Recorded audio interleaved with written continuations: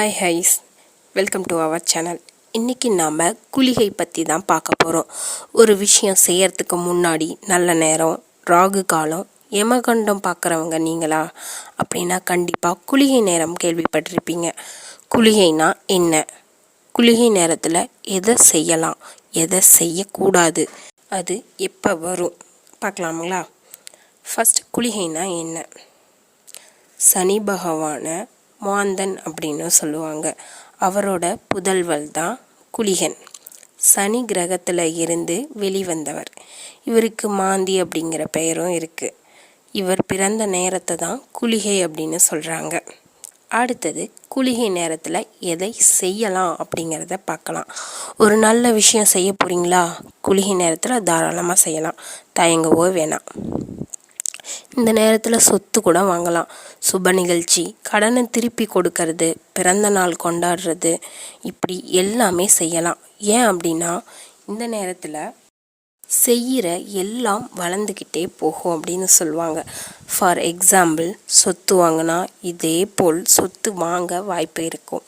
பிறந்த நாள் கொண்டாடும்போது ஆயுள் நீடிக்கும். வாங்கின கடனை கொடுக்கும்போது உங்களுக்கு இருக்கும் கடன் அனைத்தையும் விரைவில் திருப்பி கொடுக்க வழி கொடுக்கும். சரி, இப்போது எதெல்லாம் குளிகை நேரத்தில் செய்யக்கூடாது அப்படிங்கிறத பார்க்கலாம்.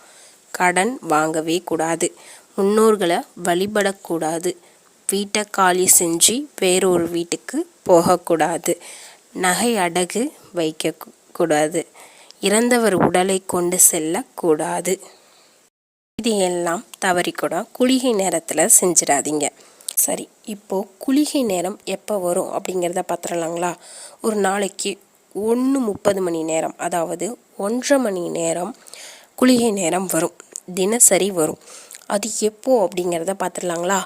ஞாயிற்றுக்கிழமை மதியம் 3 மணியிலிருந்து 4:30 வரைக்கும், திங்கக்கிழமை மதியம் 1:30லிருந்து மதியம் 3 மணி வரைக்கும், செவ்வாய்க்கிழமை மதியம் 12 மணியிலிருந்து 1:30 வரைக்கும், புதன்கிழமை காலை 10:30 மணியிலிருந்து மதியம் 12 மணி வரைக்கும், வியாழன்கிழமை காலை 9 மணியிலிருந்து காலை 10:30 மணி வரைக்கும், வெள்ளிக்கிழமை காலை 7:30 மணியிலிருந்து காலை 9 மணி வரைக்கும், சனிக்கிழமை காலை 6 மணியிலிருந்து காலை 7:30 மணி வரைக்கும்.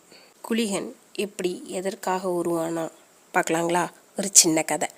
ராவணோட மனைவி மண்டோதரி. ராவணன் யார்? இலங்கையோட அரசன். அவனோட மனைவி மண்டோதரி நிறை மாத கர்ப்பிணியாக இருக்காங்க. ராவணனுக்கு ஒரு சிந்தனை, தனக்கு பிறக்க போகிற மகன் எப்படி இருப்பான்னு. உடனே அவரோட குலகுரு சுக்லாச்சாரியார்கிட்ட போய், ராவணன், எனக்கு என் குழந்தை எப்போ வேணாலும் பிறக்கலாம், ஆனால் எனக்கு அழகும் அறிவும் யாராலும் வெல்ல முடியாத வீரமும் கொண்ட மகனே பிறக்க வேண்டும் அப்படின்னு கேட்குறாரு. இதை கேட்ட சுக்லாச்சாரியார், சரி அப்படின்னா நவகிரகங்கள் அனைத்தும் ஒரே கட்டத்தில் இருக்கும் நேரத்தில் உன் குழந்தை பிறந்துச்சுன்னா நீ கேட்ட எல்லா அம்சமும் அந்த குழந்தைக்கு இருக்கும் அப்படின்னு சொல்லிடுறாரு. இதை கேட்ட ராவணன் என்ன பண்ணார் தெரியுங்களா? நவகிரகங்களையும் சிறைபிடிச்சு ஒரே அறையில் அடைச்சி வச்சார். இதனால் நவகிரகங்கள் அனைத்துக்குமே என்ன செய்யறதுனே தெரியல. இதனால் என்ன விளைவு நடக்க போகுது அப்படிங்கிறத நினச்சும் பயந்தாங்க. இந்த யோசனை சொன்ன சுக்லாச்சாரியார் மேலே அவங்களுக்கு கோபமும் வந்துச்சு. இந்த நேரத்தில் மண்டோதரிக்கு வலி ரொம்ப அதிகமாச்சு. இருந்தாலும் குழந்தை பிறக்கவே இல்லை. இதை கேள்விப்பட்ட நவகிரகங்கள் எல்லாருமே, குழந்தை பிறக்காததுக்கும் நம்மளை தான் காரணம் சொல்லுவார் ராவணன் சொல்லி, நம்மளே தான் தண்டிப்பாங்க அப்படின்னு சொல்லி பயந்தாங்க. இதனால் நம்ம அடுத்து என்ன செய்யலாம் அப்படிங்கிறதுல சுக்லாச்சாரியார்கிட்டேயே நவகிரகங்கள் கேட்குறாங்க. இதை கேட்ட அவர், நவகிரகங்களான உங்களை தவிர ஒரு புதியவனை சிருஷ்டித்து, அதாவது உருவாக்கி, ஒவ்வொரு நாளும் ஒரு குறிப்பிட்ட நேரத்தை அவனுக்கு அவன் நேரமாக மாற்றி கொடுக்க வேண்டும். அவன் பிறக்கும் அந்த நேரத்திலேயே மண்டோதரிக்கும் சுகப்பிரசவம் உண்டாகும், நீங்களும் விடுதலை செய்யப்படுவீர்கள் அப்படின்னு சொல்கிறாரு.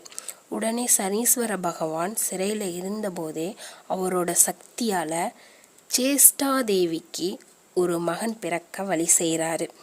அவர்தான் குளிகன். குளிகன் பிறந்த அதே நேரத்தில் மண்டோதரிக்கும் மேகநாதன் என்று ஒரு அழகான மகன் பிறந்தான். எப்படி இப்போது குளிகை நேரம் உருவாச்சு அப்படிங்கிறத உங்களுக்கு தெரிஞ்சிச்சிங்களா? அதனால தான் நல்ல காரியங்களை செய்வதற்காகவே குளிகனின் பிறப்பு உருவாக்கப்பட்டது. நீங்கள் ஒரு நல்ல காரியம் செய்யணும் அப்படின்னா குளிகை நேரம்னு பார்க்காதீங்க, தயங்காமல் தாராளமாக குளிகை நேரத்தில் செய்யலாம். நன்றி. மீண்டும் இன்னொரு நல்ல பதிவோடு உங்களை சந்திக்கிறேன். அது வரைக்கும் நன்றி.